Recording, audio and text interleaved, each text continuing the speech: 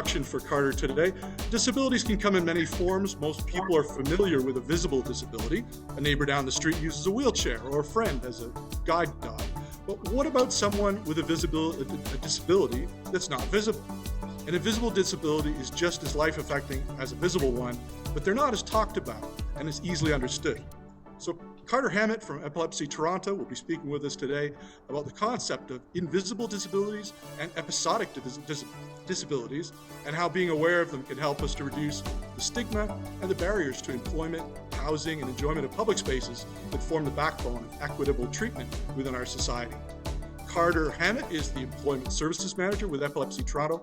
He holds a Bachelor of Community Studies degree along with diplomas in journalism, social work, and adult education. His work has appeared in the National Post, Toronto Star, and Toronto Sun, among other publications.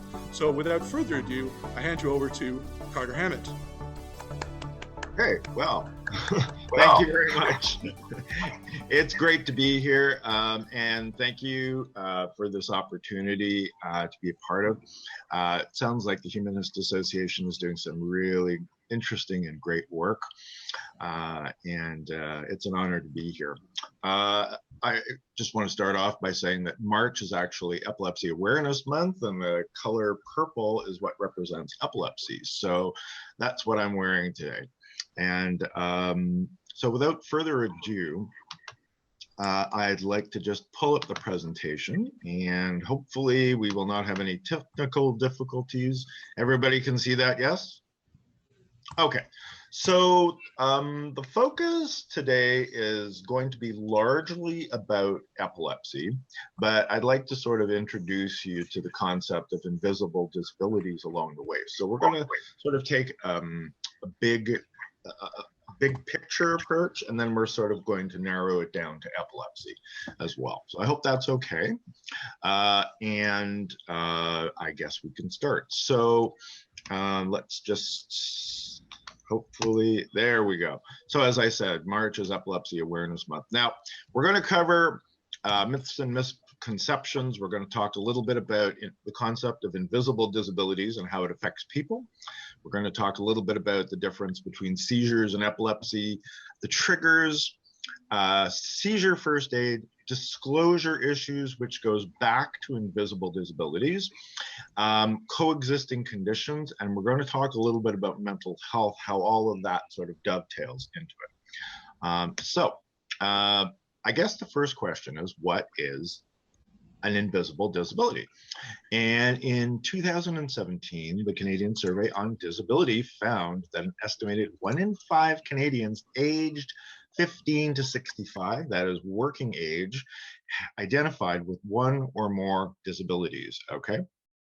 About 59% of working age disability, people with working age adults with disabilities were employed, compared to around 80% of those without disabilities.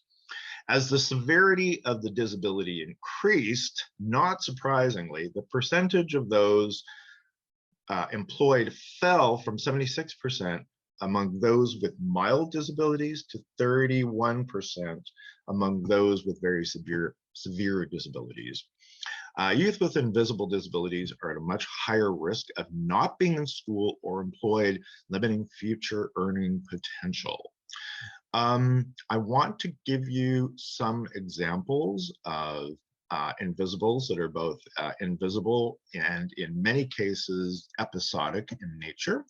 The Canadian Survey on Disability was done in 2017, and they broke it down into 10 categories. So among those include seeing, hearing, mobility, flexibility, dexterity, pain-related disabilities, learning, developmental, memory, and mental health. I am a consumer myself. I live with several of these conditions. I live with a learning disability called dyscalculia, which is sort of the numbers version of dyslexia. I can process numbers, but at a much slower rate than other people can. I live with anxiety and depression. I also have ADHD as well. So, and all of those things are invisible. In some other cases, they also happen to be episodic as well. So I think it's important to note that these disabilities, some of these may be more visible due to the physical impairments that they may cause. So epilepsy is not visible until you see somebody actually having a seizure. And quite frankly, it may not even be visible in many cases when they are having a seizure. You may not notice somebody living with fibromyalgia unless they're having a really bad pain day, for example, multiple sclerosis, migraines, the list goes on. The primary shared trait of invisible disabilities is that they're largely invisible, but they are, one of the other things that they share is that their level of debilitation is inconsistent, okay? Normally, but not always, and I want to be careful how I frame this, people with hearing disabilities or different levels of blindness or the ability to see, it typically, but not always, stays the same, okay? With invisible disabilities, and many people live with coexisting conditions, which we're going to talk about, certain situations or triggers may cause conditions to flare up and sometimes make these conditions more noticeable. When you hear the term discrimination, you may think that in order to be discriminated against, a person has experienced an intentional or a negative act because the person is a member of a specific group, okay? But in the workplace, this isn't always so clear-cut. Negative stereotypes about certain people based on ableism, which I define here as attitudes in society that devalue and limit the potential of people living with disabilities, is discrimination. That can take many forms. And thanks to both the Ontario Human Rights Commission and the Canadian Human Rights Commission, that has in recent years has been expanded to include things like jokes, rude nicknames based on disability, intrusive questioning or remarks, sharing someone's disability when it was never meant to be outed in the first place. And the other thing that a lot of people don't take into consideration is the exclusion of a person living with a disability from opportunities and promotions. Now, I work with Epilepsy Toronto, and I'm never surprised at the number of people who come before me and say, you know, I've been having seizures all my life, and I just had no idea that this was what was going on. And sometimes they become diagnosed at the age of in their 40s or in their 50s. And they'll have a brother or a sister or even a mother with them sometimes, and they'll say, well, we just figured that she tuned out from time to time, and that's just the way she was. It's the same thing. A lot of parents discover that they have ADHD by taking their children's medication and finding out that, wow, I actually feel clear. So those are two examples of the way invisible disabilities can actually be identified. So as a result, the point of what I'm trying to say here is that these conditions often go untreated because they are, in fact, very difficult to diagnose. Okay, so these folks are not immune to jokes about hidden disabilities, including, oh, she's a space cadet, he's totally out of it, he's always late, takes him forever to get started, things like this. All right, so even if these folks have concerns, they may have an invisible disability, they may not seek a diagnosis and treatment, okay?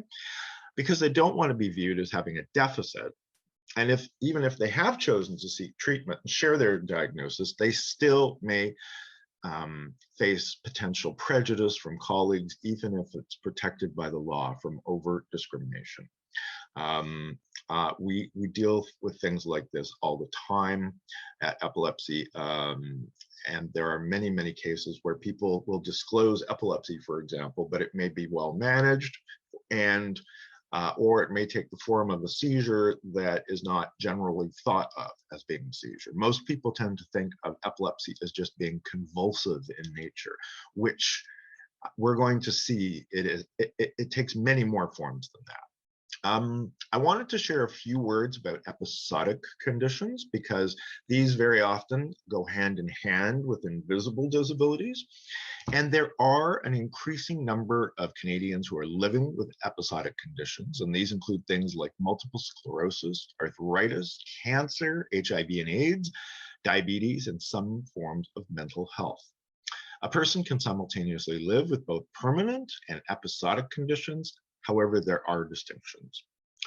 And this is another area that sets up all kinds of issues around accommodation and acceptance and validation of the disability. So an episodic disability in its shortest form of definition is identified by fluctuating periods and degrees of wellness and disability.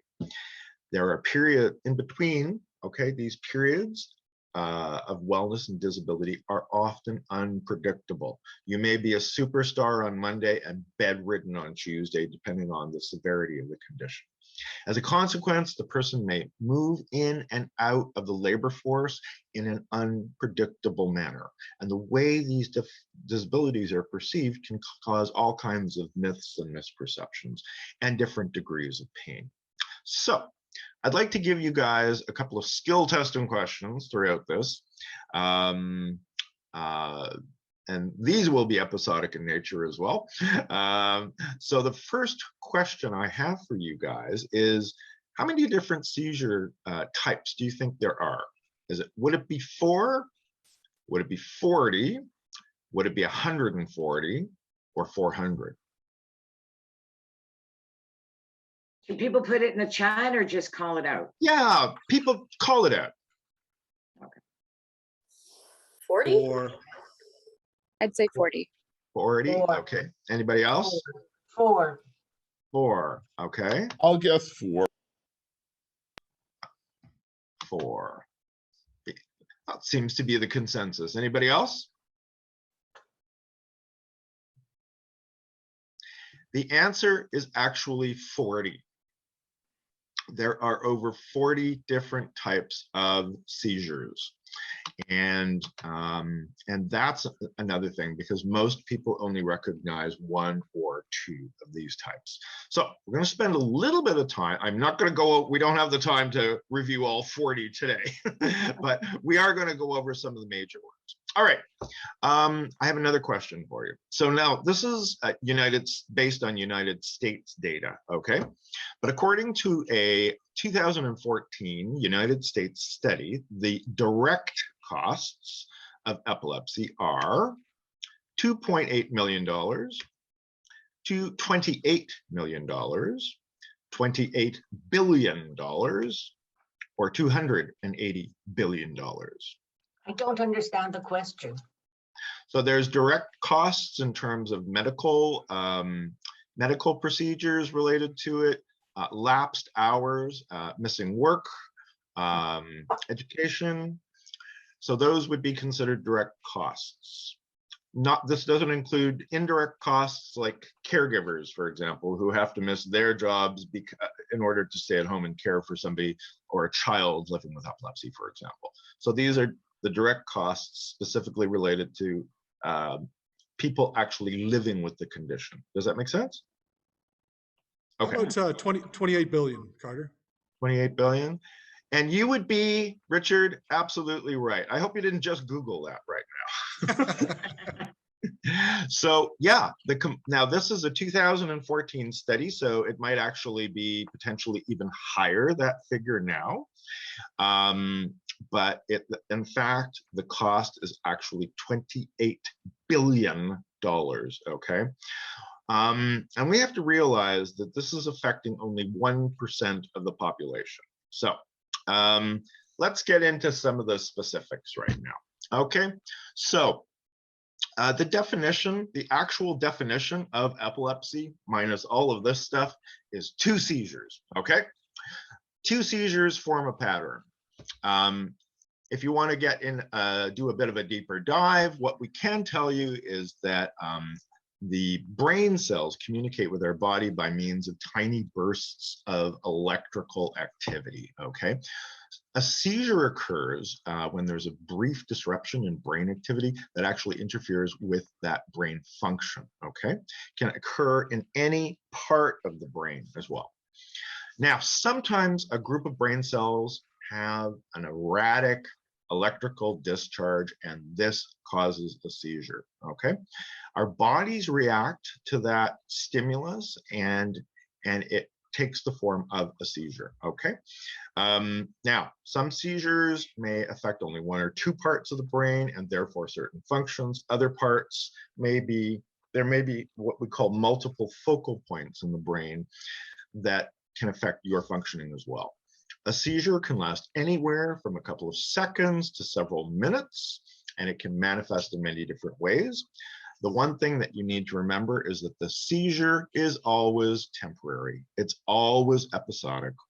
When the disruption of the brain's electrical activity is over, the seizure ends. That does not mean that the effects of the seizure are over, okay? But the actual seizure itself has subsided. So the seizure is actually the output.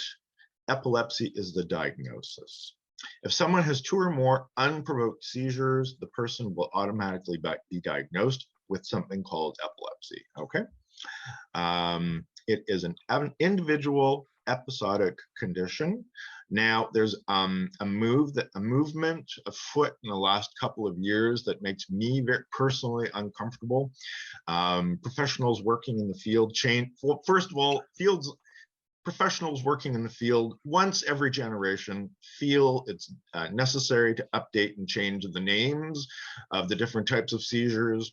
So what we used to call grand mal is now tonic-clonic. And just as society is getting used to these names, they change them again. So, but this also reflects an increased level of knowledge as well. So, triggers for seizures are most often, the one anecdotally that I come across most frequently is stress. But a lot of seizures can also be triggered by a lack of sleep or fatigue, missed doses of medication, low blood sugar, fever, sickness, an elevated body temperature, and in a small percentage of people, flashing lights.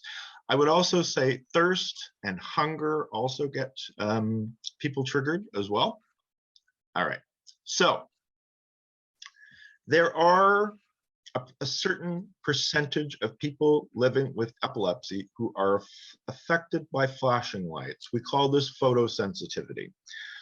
What is the actual percentage of people living with triggers, but seizures triggered by flashing lights? Is it 3%? Is it 10%? Is it 25%? Or is it 50%? Shout it out. I'll say 50. 3%. 3. 3. 3. Yeah, anybody else? I sure hope you're not Googling this. The answer is 3%. And this is one of the myths and misperceptions that people with epilepsy live with. So there's an increased frequency of statements at the beginning of movies, action movies, where people with photosensitive epilepsy may be triggered by flashing lights in this film and things like this, which is very nice to see. It indicates an elevated understanding and appreciation for what some people with epilepsy go through, but not everybody lives with this kind of a trigger. It's actually a very small percentage of people. And it's actually quite easy to accommodate. But for those of you who, for those of us who are living with it, it can be a real pain if we don't understand what is happening to us. So a summer drive through the country on a bright sunny day and the sun flashing through the trees might actually be enough to trigger a seizure in those types of people. Certain video games might, with explosions and things like this, could be another trigger. So putting a filter on your screen, wearing protective glasses, etc., are ways that we can accommodate this. Okay, so there's different seizure types. I don't know if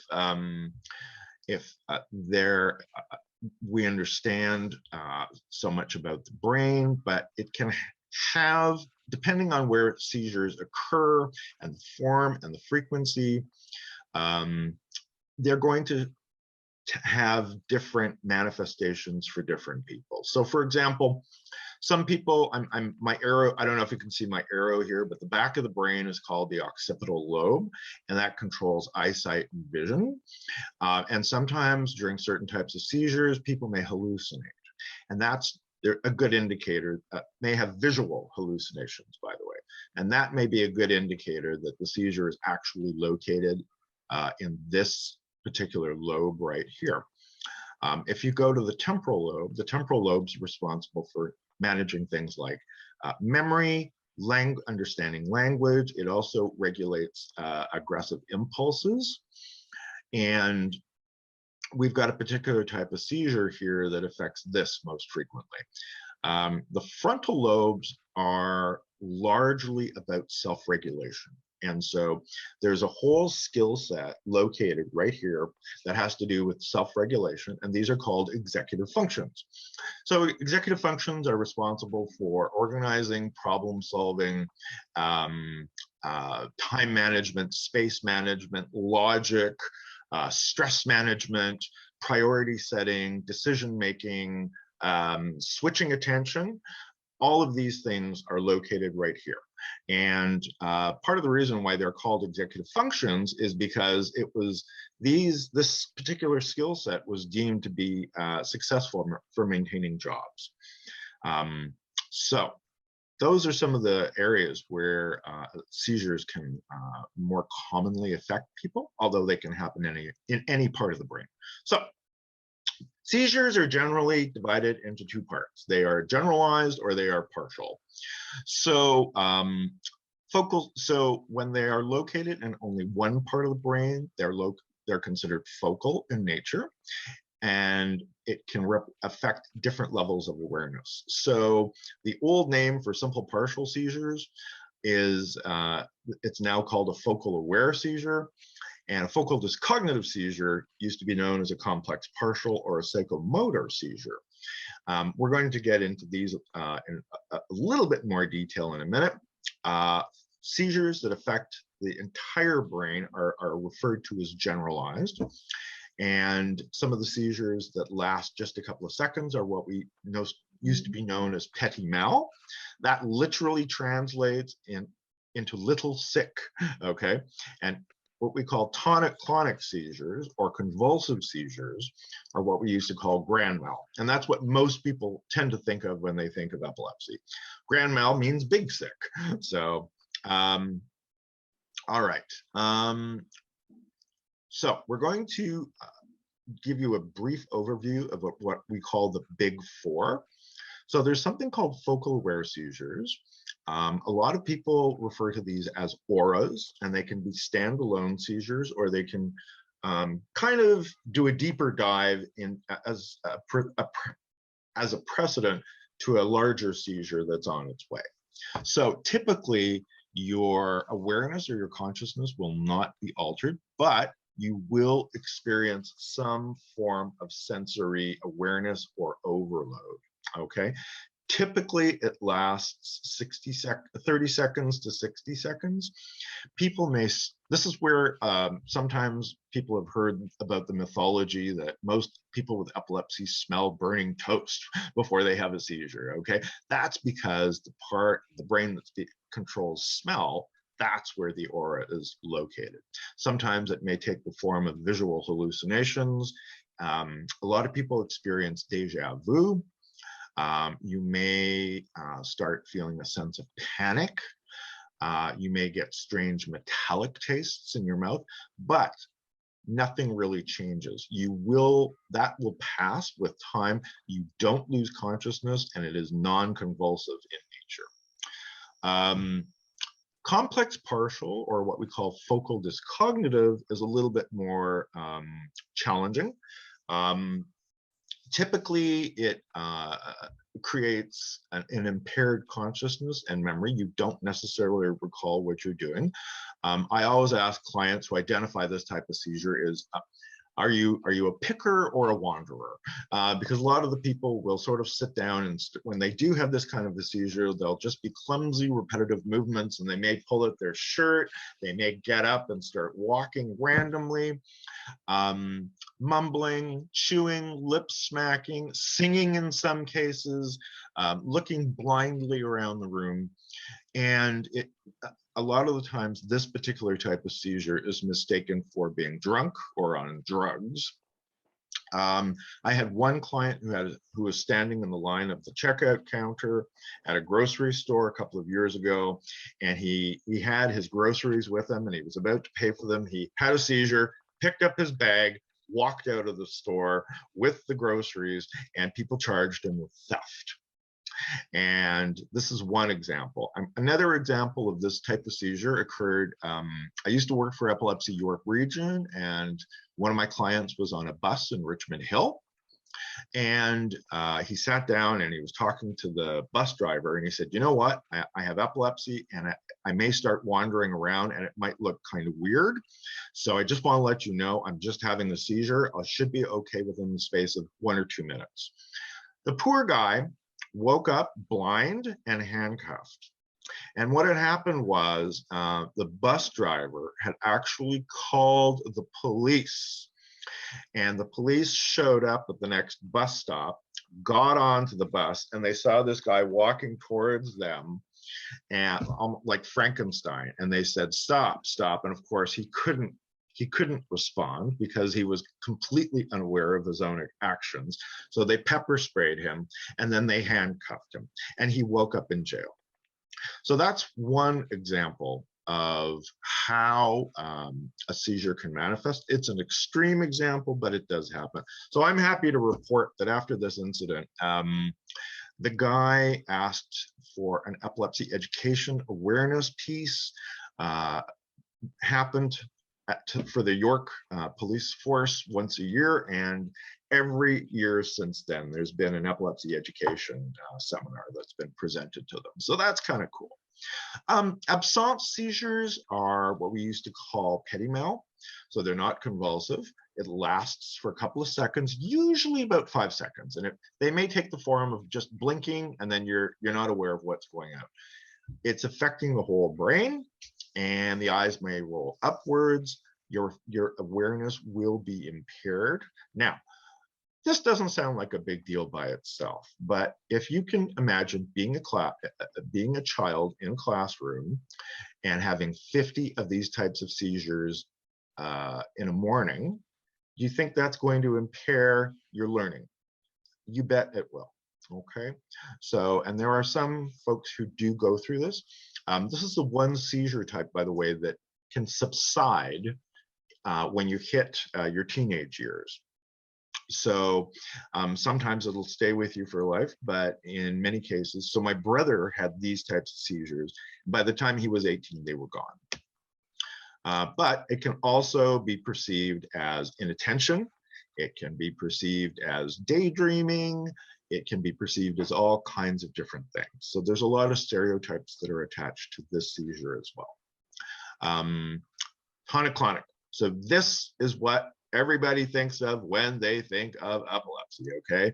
This is the one that's probably the most scary to observe, but it consists of 2 parts. The first is the tonic phase, where your body just kind of goes stiff, you lose consciousness, and usually you fall to the ground. In the clonic phase, the muscles start to jerk and to twitch in convulsive movements, and it affects the entire body. This can last anywhere from 1 to 3 minutes. They might make noises. There may be frothing at the mouth. They may vomit after the seizure. Consciousness will definitely be impaired. I have another bus story for you. So this, I was on my way up to work first thing in the morning in Richmond Hill. and because I didn't drive, so I had to take the bus up to Richmond Hill every day. And I heard this piercing scream coming from the front of the bus. And this woman came screaming back that this guy was trying to sexually assault her. And what had happened was he actually had a tonic-clonic seizure, and he fell face first into her lap. And because he was convulsing, his head was bouncing up and down in her lap, and she thought she was being sexually assaulted. So she left him and came screaming to the back of the bus. And I said, "Are you okay?" And she said, "Yes." The bus driver did not stop. He just kept on driving. Nobody moved. So I got up to check what was happening, and he was left on the seat, just bouncing his head and his body off the seat where she was. And there wasn't enough room for him to actually slide onto the floor. So I actually sat down, kind of held his head, and waited for him to come out of the seizure. And it was, these things can happen anytime, anywhere, any place. But it's amazing that instead of this poor woman checking to see if he was okay, all she could think of was, I'm about to be raped, I'm about to be assaulted. So again, another stereotype, mythology of this type of seizure. Okay, skill testing question time, people. Of the big four that we looked at, what seizure type do you think is most commonly diagnosed?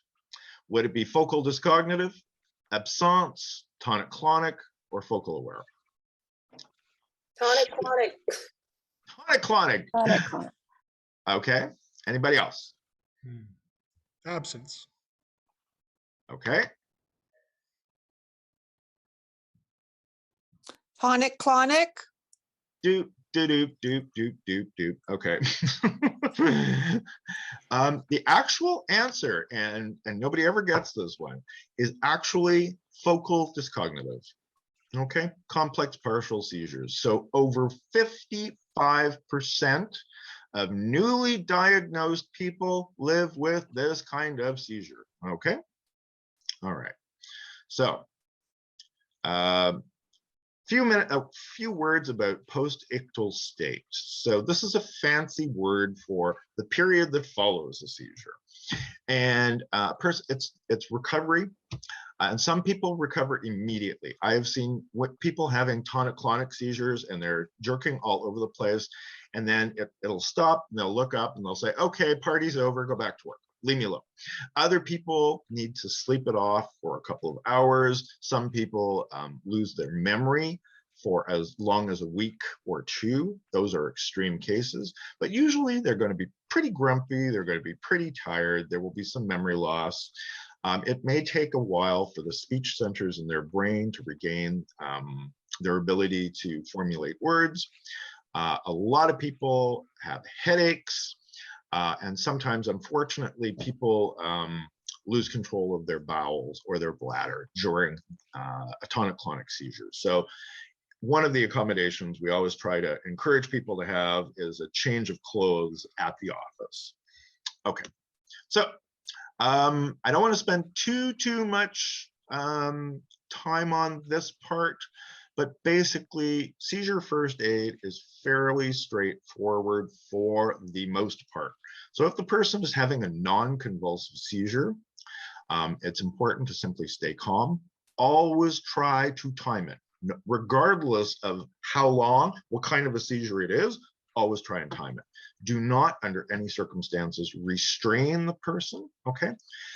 If the person seems to be wandering, gently take them by the shoulder, speak calmly, and guide them away from difficulty. There have been tons of reports of people wandering through plate glass windows, for example, or falling into holes or falling downstairs, things like this. Please, please, please never put anything in the mouth of a person having a seizure, okay? Of any type of seizure, okay? And stay with the person until they have recovered. A lot of the time they'll say, "You know what, I'm good to go. Thanks very much for sticking around. And no, I do not need an ambulance. Thank you very much." Okay, for convulsive seizures, a lot of the behaviors here for yourselves are overlapped. most important thing, stay calm and time the seizure, okay? Protect the person's head from injury by putting something soft, a pillow, a crumpled up jacket, take off your sweater, do something to protect their head. Loosen any tight clothing around the person's neck, move objects around the person. Again, do not restrain them, okay? What is happening is completely involuntary, and under any circumstances, please never put anything in the person's mouth. A fork, a spoon, you have no idea how many people still think that this is something that you should do. You can wreck the person's teeth. You can wreck the person's jaw, okay? The other thing is roll the person gently onto his or her side and stay with them until they've recovered. Yes, it's scary, but you have to remember that seizures are just visitors and they will always subside, okay? A lot of people don't want to be responsible for something like this, and there's a blanket approach to calling the ambulance. That really irritates a lot of people who live with seizures, because 9 times out of 10, you don't require an ambulance. And it may be the circumstances surrounding the seizure that actually caused the epilepsy. Sorry, that actually caused the injury. So if a person falls and their head bounces off the pavement, they may cut themselves. They may hit themselves on the edge of a desk on the way down, okay? So that is something to be aware of. All right. There are, however, certain things to be aware of when a seizure does occur. And these are things like when a seizure actually lasts for 5 minutes, that's considered an emergency. If the seizure repeats itself without full recovery between seizures, and that's called a cluster. If a woman is pregnant, has diabetes, okay, or is having their first seizure, if confusion persists for more than an hour, if regular breathing does not return, okay, after the seizure has ended, and if the seizure occurs in water, okay? And I've seen a couple of those over the years as well. All right, so I just want to be mindful. Are we okay time-wise? Are we okay for time? Yes, Carter, we are. We've got a full 2 hours of our meeting today with the discussion and the Q&A. So yeah, absolutely. If you've got Okay. more to present, keep going. Okay, great. I'd like to spend some time talking a little bit about coexisting conditions. As if there isn't enough limitations around epilepsy itself, I have never come across a condition that has more coexisting conditions that exist side by side with it. So this has the poetic name of comorbidities. And about 85% of all people living with epilepsy live with some form of coexisting condition. And some of the more common ones include things like cerebral palsy, diabetes, migraines are really up there, but they don't often get talked about, different forms of autism, intellectual disabilities, learning disabilities like dyslexia, attention deficit, and mental health conditions like anxiety and depression. So I have another annoying skill testing question for you. So which of these coexisting conditions is diagnosed more frequently than any other? Would it be cerebral palsy, learning disabilities, ADHD, depression, anxiety, or migraines? Bit of a toughie here. I'll guess ADHD. ADHD. Okay, anybody else? ADHD or depression. Depression. Anxiety. Cerebral palsy. What's what? Anxiety, okay. So the answer is actually depression. So about 35% of all people living with epilepsy have some form of coexisting depression, although anxiety is very, very high. ADHD and learning disabilities clock in at about 25%. A very smaller percentage of people living with epilepsy also have migraines, but that's a whole area of study in itself. Okay, so depression. So mental health conditions, and I'm glad that we're able to talk about this because mental health has its own level of stigma, and more people are talking about it. And it's really taken a step forward in terms of being able to talk about it. A lot of the shame, a lot of the stereotyping that's associated with this is beginning to lift, although it's still very difficult for people, men in particular, to talk about this stuff. But the more people that do talk about it, the less stereotyping it becomes. So depression is the most commonly diagnosed condition. And the major reason for this is injury that has occurred in the part of the brain that regulates mood levels, okay? Low estrogen is something else that can also trigger depression in people with epilepsy. And AEDs, for those of you who are wondering, are anti-epilepsy drugs, okay? Have also been known to affect mood and potentially increase the risk of depression as well. So anxiety is about 25% of the epilepsy population. And one thing that I like to remind people of is to manage their anxiety through mindfulness, through cognitive behavioral therapy, through breathing exercises. Manage your stress, because it is probably the #1 trigger for a seizure to occur. Anxiety can occur as a reaction to a diagnosis, as a symptom of some seizures, and occasionally as a side effect of AEDs, okay? People living with disabilities in addition to epilepsy are often feeling socially isolated. They may feel rejected. They may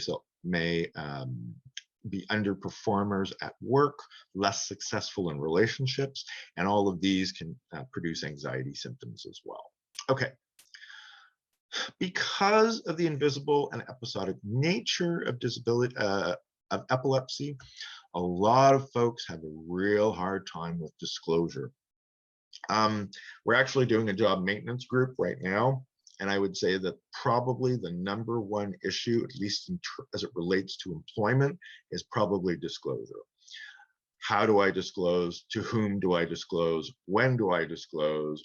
Why do I disclose? What do I disclose? So there's a big trigger for anxiety. They don't want to run the risk of stigma or discrimination. And a lot of people, unfortunately, do not trust their coworkers.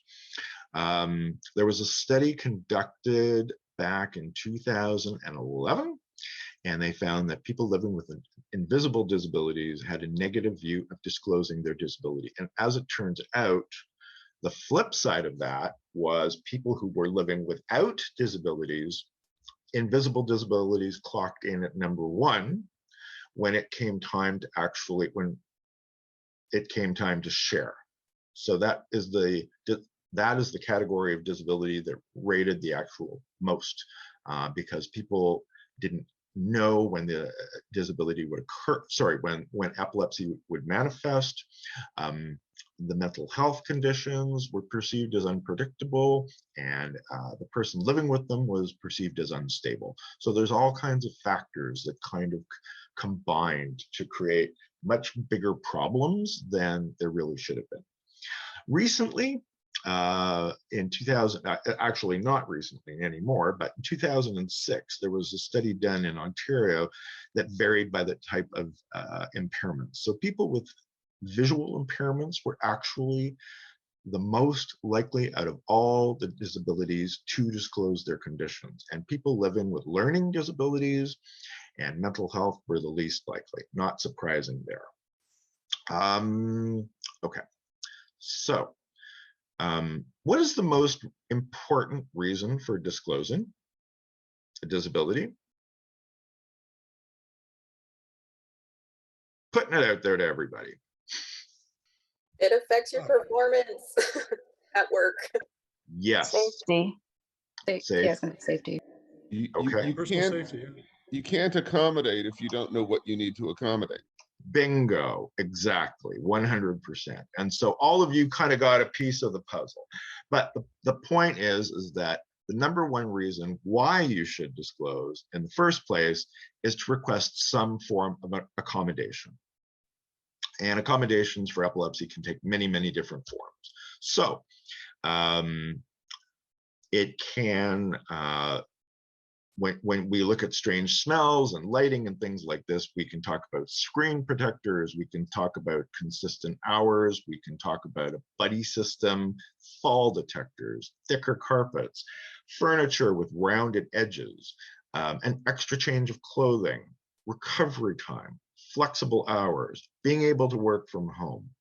And then when it comes, a lot of folks with epilepsy, about 95% actually have memory problems. So some kind of memory apps allowing people to see this minutes of meetings in advance, or the itinerary, if you will. So there's a lot of really affordable accommodations that people with epilepsy can take advantage of. Unfortunately, a lot of employers think that most accommodations are very expensive, and so they have to be educated around those types of issues.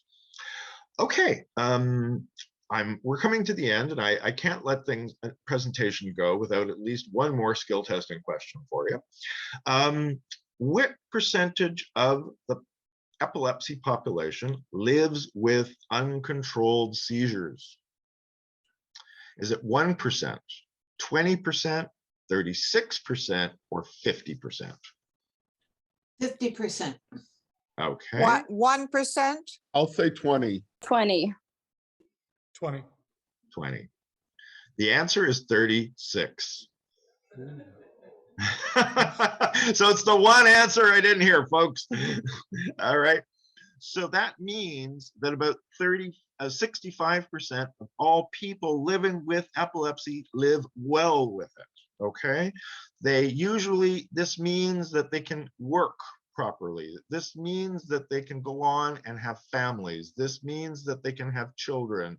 It means that about up to 70% will get their medication proper and obtain control of their epilepsy the first time. So at Epilepsy Toronto, we work with the 30 to 35% of the population that does not have well-controlled seizures. Okay.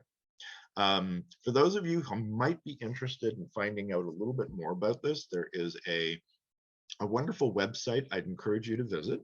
It's called epilepsyatwork.com. And it's broken up into three structures, three components. The most interesting one is on your left, and it's called Understanding Epilepsy in the Workplace. It's a half-hour interactive presentation, and this woman has just been diagnosed, and she's just about to return to the workplace.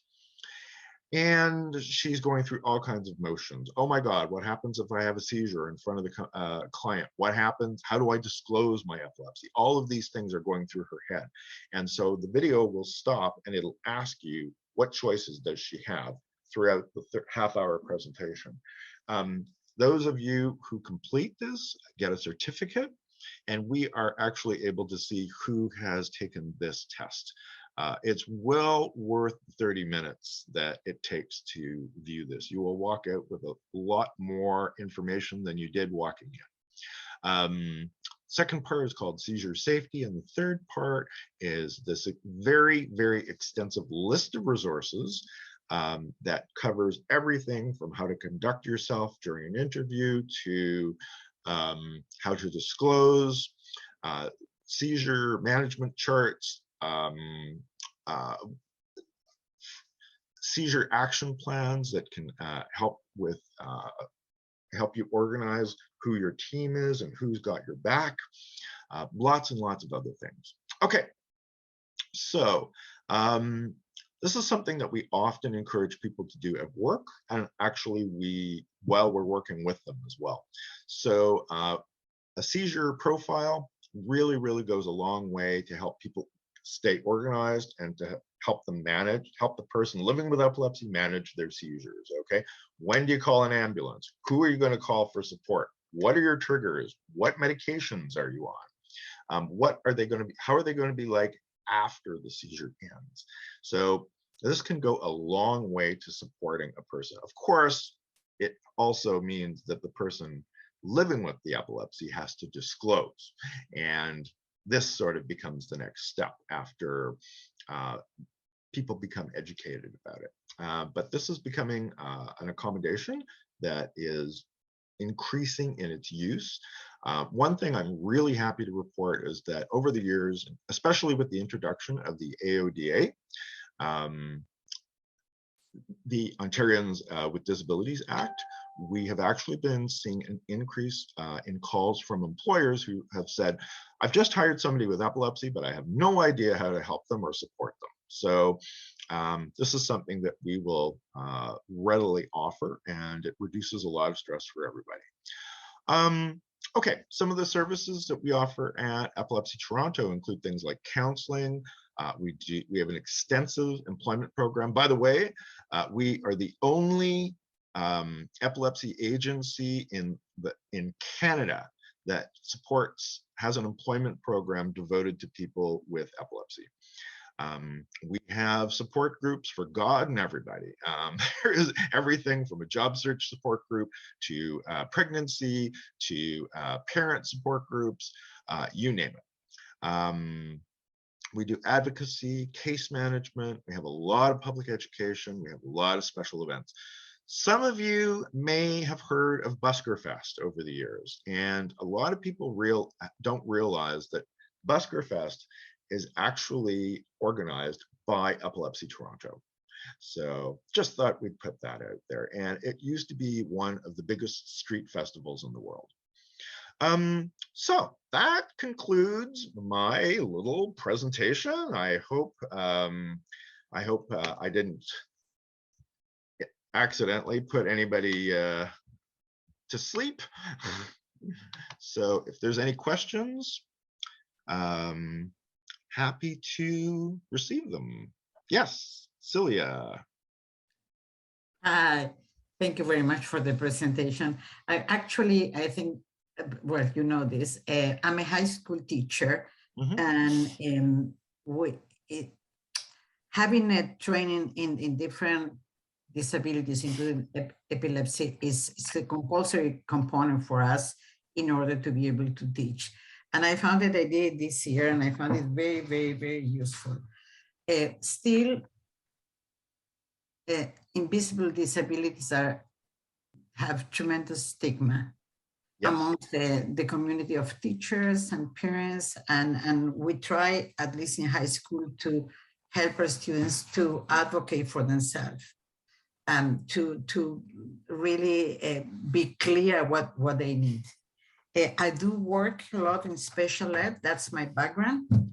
And I found it that I go from school to school because I'm a retiree now. Some schools have such a tremendous level of identification and planning for kids with this epilepsy that when I read the info, I feel safe. I know what to do if something happens. While other organizations, sometimes they are identifying the student without a plan. And then I'm supposed to teach math, science, but at the same time, take care of the kids without no plan. Then education is, I really enjoy your presentation. I think it's super important because education is a big part for our community to extend our knowledge about epilepsy and other kind of disabilities that are affecting our community. Thank you. Appreciate that. Thank you so much. I guess what we'll do is I'll go in order of the hands that I see, if that's okay, and I'll go from left to right. So now, and I'm going to try and answer your questions. I want to point out I work mostly with adults who have epilepsy, and my area that I work in is employment. So if I don't know the answer to your question, I know people who do, and I will make a point of getting back to you. Okay. So if I can just insert a reminder at this point, we are still recording the presentation at the moment. It's the Q&A will be recorded as well. So please keep that in mind when you are asking your questions, and take care not to disclose any personal information that you may regret later. So just keep it as general as possible if you wouldn't mind. Thank you very much. Okay, so why don't we start? The first person I see on my screen is Tanya Long. Yeah. Hi, thank you very much. I really, really enjoyed your presentation. I have osteoarthritis, but that's not why I want to speak. I work for Osteoporosis Canada. Mhm. And so many of the things that you said apply to osteoporosis. And I think the numbers about costs to the healthcare system and society are fairly comparable, but the issues of disclosure, the issues of accommodation, and because osteoporosis is an invisible disease, people with osteoporosis aren't able to get accommodation from their workplace for the most part. It's not recognized. So especially somebody who works for some place where they have to do any heavy lifting, if a person has severe osteoporosis in their spine, that's a real problem. And this particularly affects men. We have one man who's a volunteer at Osteoporosis Canada. He suffered 8 fractures before he was finally diagnosed because, men don't get osteoporosis. It's an elderly lady's disease. Well, and then because he is a man and because it's an invisible disease, like for example, let's say he was on an airplane and he asked for help lifting his carry-on up into the compartment above, people would look at him like, what's wrong with you? Why can't you do it yourself? Because he's a healthy looking man, and his condition was absolutely unrecognized, and he would have to explain. It's like the bus episode that you talked about, where even though the person tried to explain, that explanation was just disregarded. People do think of osteoporosis as the elderly women's disease, which is true up to a point. Age and sex have a factor. But again, this man was in his 40s when he was finally diagnosed. I have another woman who was 42 when she was diagnosed with severe osteoporosis. And so these people have workplace issues as well as the other things that you've talked about. So I just wanted to comment on that. But a quick question, people who have been diagnosed with epilepsy, do they face restrictions on or loss of their driver's license? Yes. And so that's a huge topic for a lot of people. I used to work in York Region, and that's a fairly large area. And by law, doctors are supposed to automatically take away your license. So now there's exceptions to the rule. And along 20 odd years ago, when I first started working with epilepsy, you lost your license for a year. When I was away for several years and I came back, things changed. And now I'm happy to report that in many cases, every case is assessed on an individual basis, but you can get your license back in as early as 6 months, provided that your epilepsy is under control. The other condition where you can get your license back, which I find very interesting, and I still have some issues around this. One of the 40 seizures types that we did not talk about is nocturnal epilepsy. So you can imagine that these are seizures that only occur at night. I actually had a client just yesterday living with nocturnal seizures, and she can drive because the period when she experiences her seizures, there's a safety zone there and it's consistent. So they actually allow her to drive during the day.